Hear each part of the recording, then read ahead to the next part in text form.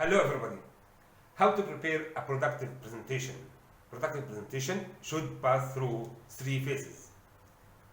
Phase number one, presentation preparation and structuring, as seen in the previous videos.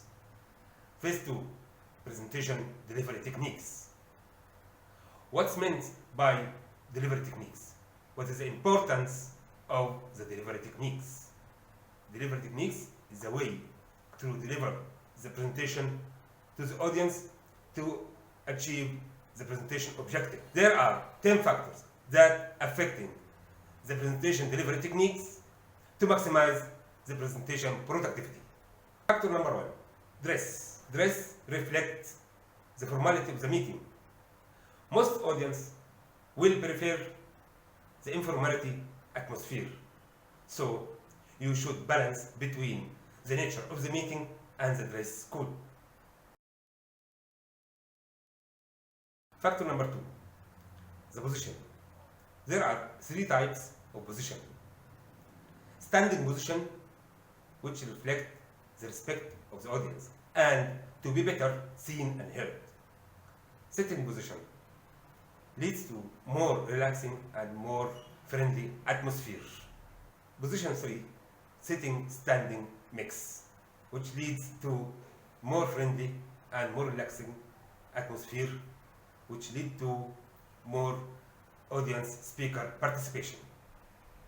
Factor number 3, the start. The start should pass through 3 steps. Step number 1, self-introduction. Chairman of the meeting introduce the speaker. Step 2, presentation introduction.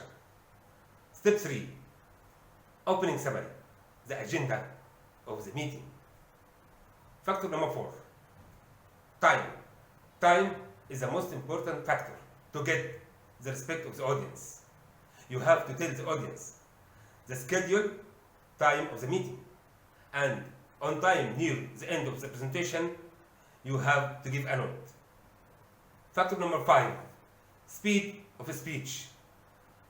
Don't fast, don't slow.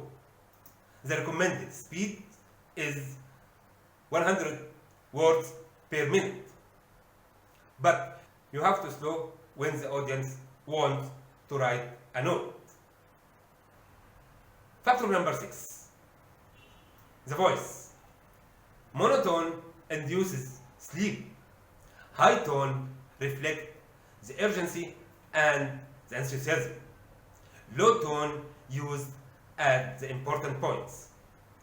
Silent or pause used during the presentation. Why? To emphasize certain points and to let the audience write a note.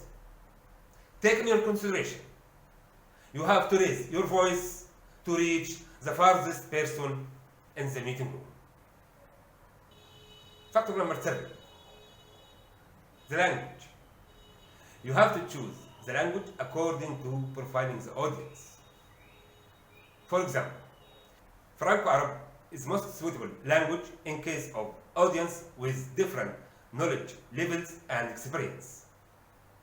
Factor number 8, audience mood.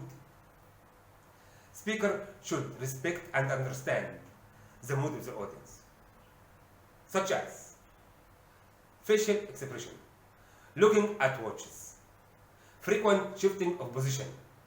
Speaker should cutting the presentation by break or stretching. Factor number 9, speaker audience communication.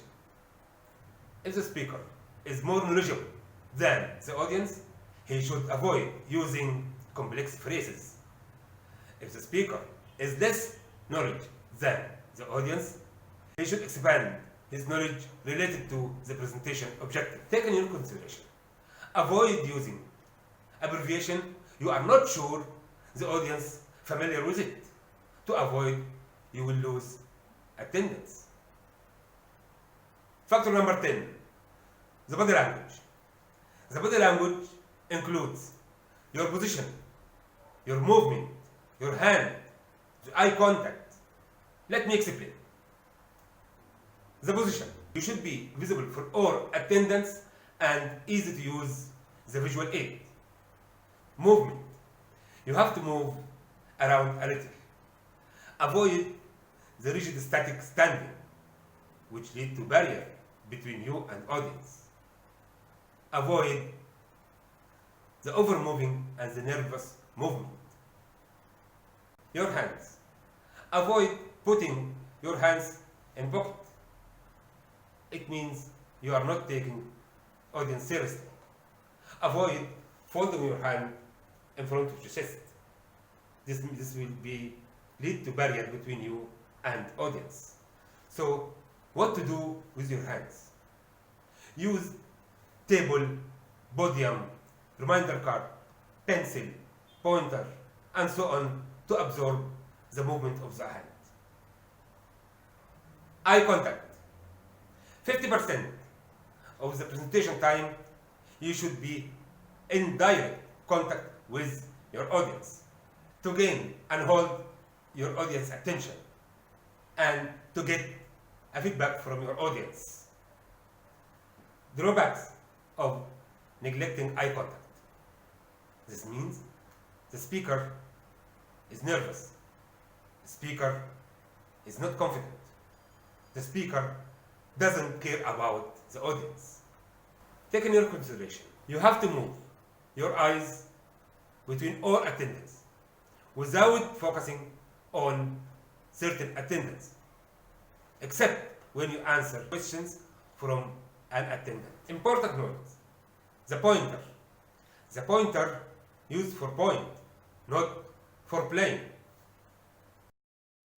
The last two parts are the conclusion and the closing. The conclusion, don't end the presentation suddenly. You have to conclude the headline in the presentation.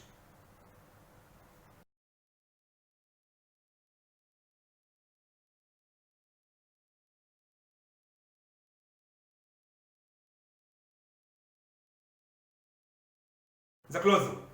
To make your presentation memorable, you should ask questions or challenge the attendants to implement the presentation objective.